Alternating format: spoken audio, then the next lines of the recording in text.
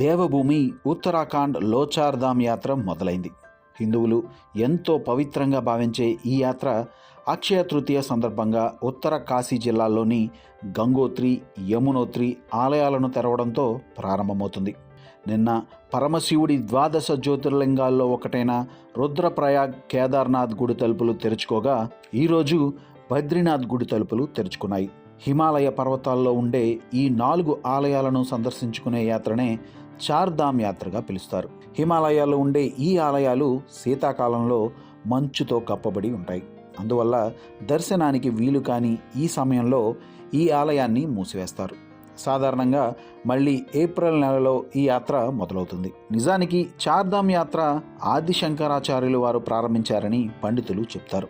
దేశం నలుమూలలో ఉండే 4 ముఖ్యమైన శైవ హిందూ దేవాలయ యాత్రను కలిపి చార్ధామ్ యాత్రగా ఆయన సూచించారు. బద్రీనాథ్, ద్వారకా, పూరి, రామేశ్వరం ఈ 4 పుణ్యక్షేత్రాల దర్శనాన్ని బడా చార్ధామ్గా చెప్తారు. అయితే హిమాలయాల్లో ఉత్తరాఖండ్లో జరిగే చార్ధామ్ యాత్రను చోటా చార్ధామ్ యాత్రగా పిలుస్తారు. చార్ధామ్ యాత్రలో మొదటిదైన యమునోత్రిని సందర్శించుకుంటారు. ఇదే యమునా నది జన్మస్థలం.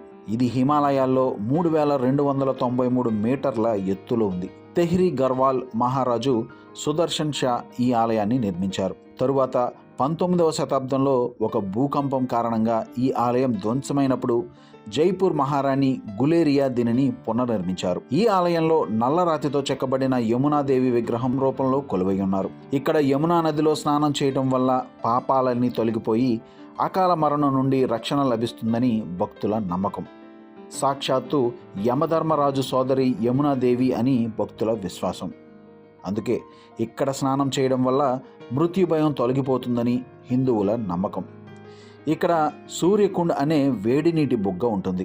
భక్తులు ఇందులో బియ్యాన్ని, బంగాళాదుంపలను ఉడికించి ప్రసాదంగా స్వీకరిస్తారు. ఇక ఈ యాత్రలో రెండవది గంగోత్రి.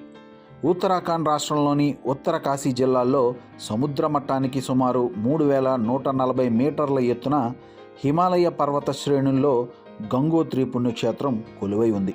భాగీరథి నడి ఒడ్డున ఉన్న ఈ ఆలయానికి ఒక విశిష్టమైన పురాణ నేపథ్యం ఉంది.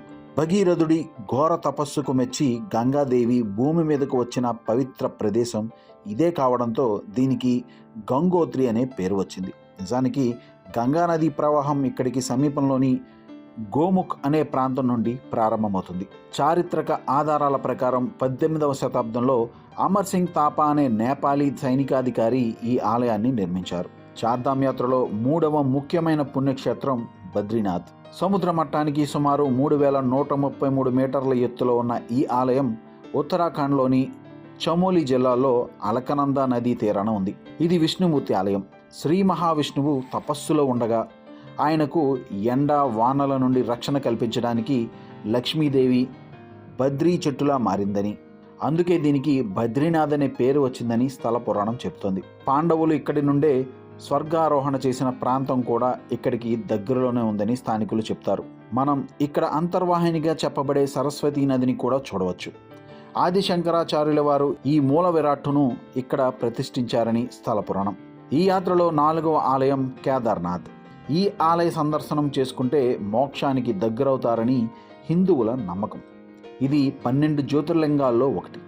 ఈ ఆలయాన్ని తొలుత పాండవులు నిర్మించారని, ఆ తరువాత 8వ శతాబ్దంలో ఆది శంకరాచార్యులు దీనిని పునరుద్ధరించారని చరిత్ర చెబుతుంది. హిమాలయ పర్వత శ్రేణులలో మందాకిని నదికి మూలమైన చోరబారి హిమానీ నదం సమీపంలో కేదార్నాథ్ ఆలయం కొలువై ఉంది. సముద్ర మట్టానికి 3583 మీటర్ల ఎత్తులో ఉన్న ఈ క్షేత్రానికి చేరుకోవడం చార్ధామ్ యాత్రలో అత్యంత కఠినమైనది. ఈ ఆలయంలో ప్రధాన పూజారి దక్షిణాది రాష్ట్రమైన కర్ణాటకకు చెందిన వీరశైవ సమాజానికి చెందినవాడు కావడం విశేషం. అతడిని రావల్ అని పిలుస్తారు. ఇది చార్ధామ్ యాత్రలో సందర్శించుకునే ఆలయాల గొప్పతనం. ఒకవేళ మీరు కూడా చార్ధామ్ యాత్ర చేయాలనుకుంటే దీనికోసం ముందుగా రిజిస్ట్రేషన్ చేసుకోవాల్సి ఉంటుంది. దీనికోసం అధికారిక వెబ్సైట్ registrationandtouristcare.uk.gov.inను సందర్శించి తమ స్లాట్ను బుక్ చేసుకోవచ్చు.